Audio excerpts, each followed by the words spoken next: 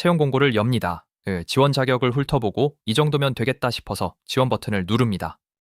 한 달 뒤에 메일이 옵니다. 아쉽게도 이번에는 함께하지 못하게 됐다는 문장 하나, 왜 떨어졌는지는 적혀 있지 않습니다. 이유를 모르니까 고칠 곳도 모릅니다. 그래서 같은 이력서로 다음 공고에 또 지원합니다. 혹시 지금 내 얘기 같다고 생각하신 분 있나요? 그렇다면 오늘 영상은 끝까지 보셔야 합니다. 문제는 이력서를 몇 군데 냈느냐가 아니라 공고를 어떻게 읽었냐거든요. 오늘은 실제로 올라온 마케팅 채용 공고 한 장을 놓고 같은 공고에서 무엇을 더 볼 수 있는지 5가지 기준으로 하나씩 뜯어보겠습니다. 공고를 읽을 때 대부분 이 질문 하나를 들고 봅니다. 내가 지원 가능한가? 지원 자격을 보고 우대사항을 보고 걸리는 게 없으면 지원합니다. 시험 응시 자격표를 확인하는 방식이죠. 여기서 하나만 떠올려 보세요. 어제나 오늘 지원한 공고, 그 회사가 무슨 일을 못 끝내고 있어서 사람을 뽑는지 말할 수 있으신가요? 바로 안 나오는 게 정상입니다. 대부분 그렇게 읽으라고 배운 적이 없거든요. 대부분 취준생들은 자격이 되는지 안 되는지만 확인합니다. 이런 식으로 공고를 보면 모든 회사에 같은 이력서를 보내게 됩니다. 지원 자격은 충족했으니까요. 공고는 자격표가 아닙니다. 회사가 돈이랑 시간을 들여서 올린 문제 정의서에 가깝거든요. 채용 공고가 올라왔다는 건 이 회사에 지금 안 끝난 일이 있고 그걸 맡길 사람을 찾는다는 뜻입니다. 채용은 자선이 아니라 구매입니다. 회사는 착한 지원자를 뽑는 게 아니라 밀린 일 처리할 사람을 사는 거니까요. 그러니까 공고를 열 때 던질 질문이 바뀝니다. 내가 지원 가능한가가 아니라 이 회사는 지금 무슨 일이 밀려있나. 이렇게 읽으면 같은 공고에서 다른 게 보입니다. 일반 채용 공고를 하나 가져왔습니다. 실제로 올라온 마케팅 직무 공고입니다. 주요 업무 자격 요건 우대사항 세 덩어리입니다. 여행 관련 서비스를 하는 회사고 신입 지원도 받아요. 자격표로 읽으면 여기서 끝납니다. 인스타그램 콘텐츠 만들어봤고 신입 환영이라니까 지원 가능 이렇게요. 이제 5가지 기준으로 다시 읽어보겠습니다. 첫 번째 기준은 동사입니다. 공고 제목이나 항목 이름은 대부분 명사인데 그 명사는 장식에 가깝거든요. 이 공고의 첫 항목이 비주얼 브랜딩 및 콘텐츠 기획입니다. 이것만 보면 무슨 일을 하는지 감이 안 옵니다. 그런데 문장 안에서 동사만 뽑아보면 하루가 그려져요. 확립하고, 유지하고, 기획하고, 제안하고, 실행에 옮기고, 전개하고, 포착하고, 수립하고, 보완합니다. 여기서 눈에 띄는 건 유지한다랑 보완한답니다. 한편 멋지게 만드는 일보다 정해진 톤 안 무너뜨리고 계속 굴리는 일에 무게가 실려 있어요.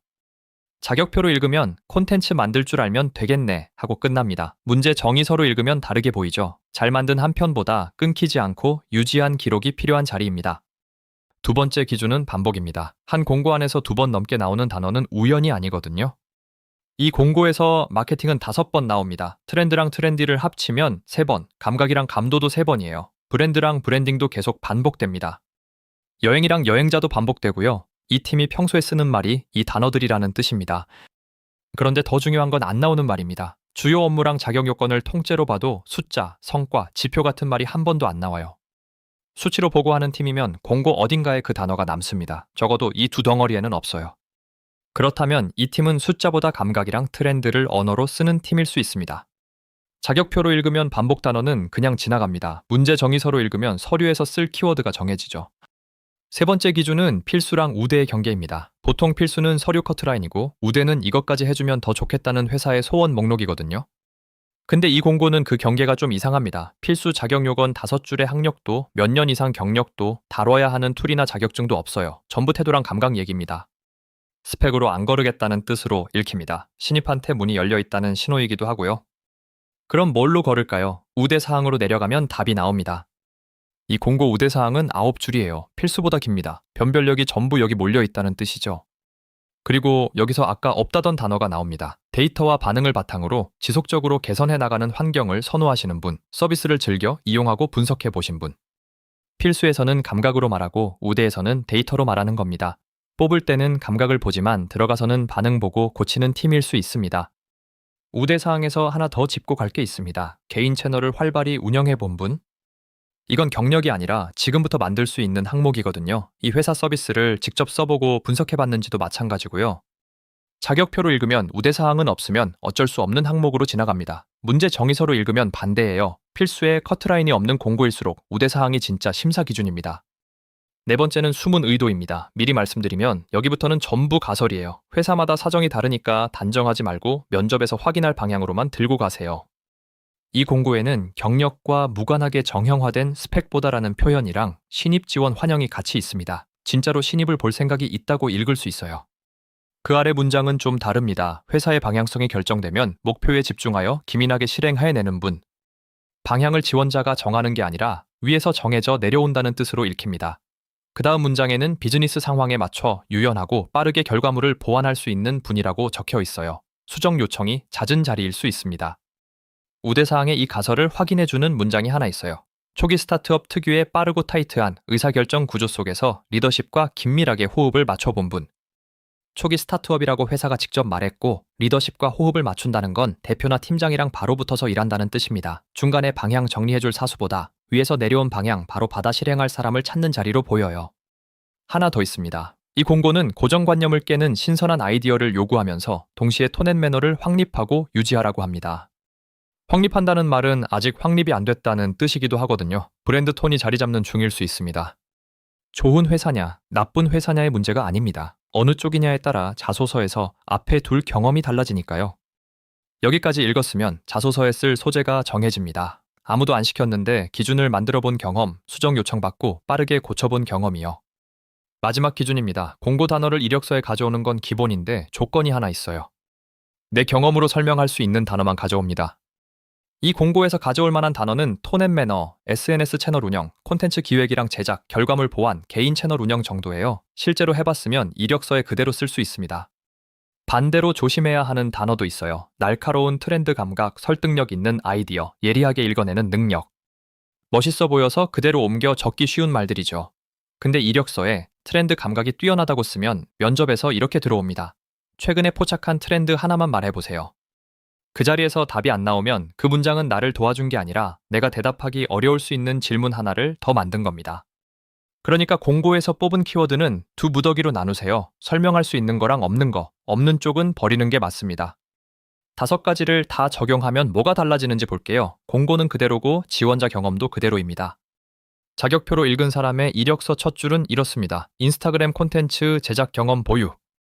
문제 정의서로 읽은 사람은 이렇게 씁니다. 정해진 톤을 유지하면서 콘텐츠를 끊기지 않고 발행한 기록. 두 번째 문장은 이 공고의 동사에서 나왔어요. 유지한다, 전개한다에 대응하는 경험을 앞으로 당긴 겁니다. 이 공고는 성과를 뭐라고 부르는지도 직접 적어놨습니다. 사람들이 실제로 저장하고 예약하고 싶은 콘텐츠, 예쁜 콘텐츠가 아니라 행동이 일어난 콘텐츠예요. 그럼 서류에 쓸 문장도 정해집니다. 저장이 늘었든 문의가 들어왔든 사람이 움직인 기록이 있으면 그걸 앞에 둡니다. 바뀐 건 경험이 아니라 무엇을 맨 위에 뒀느냐예요. 공고를 읽는 방식이 이력서 순서를 바꿉니다. 여기까지 보고 이런 생각하셨을 수 있어요. 이거 AI한테 시키면 되는 거 아닌가? 시킬 수 있습니다. 다만 공고를 그냥 붙여넣고 분석해달라고 하면 대부분 이런 답이 돌아와요. 커뮤니케이션 역량, 문제 해결 능력, 협업 능력이 중요합니다. 이건 AI가 거짓말을 한 게 아닙니다. 수많은 채용 문서를 학습한 결과의 평균값으로 돌아간 거예요.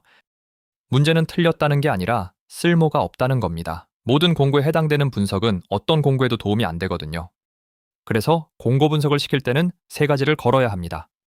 첫째, 분석 항목마다 공고 원문 문장을 그대로 인용하게 하세요. 인용할 문장이 없으면 그 항목은 평균값에서 가져온 거니까 지웁니다.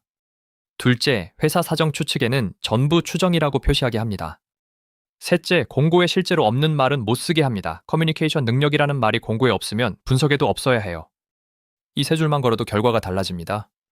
정리하겠습니다. 공고는 자격표가 아니라 그 회사가 지금 못 끝내고 있는 일의 목록입니다. 동사를 뽑고 반복 단어를 세고 필수랑 우대의 경계를 보고 왜 지금 올라왔는지 가설을 세우고 설명할 수 있는 키워드만 남깁니다. 지금 지원하려는 공고 하나 열고 동사부터 뽑아보세요. 5분이면 됩니다.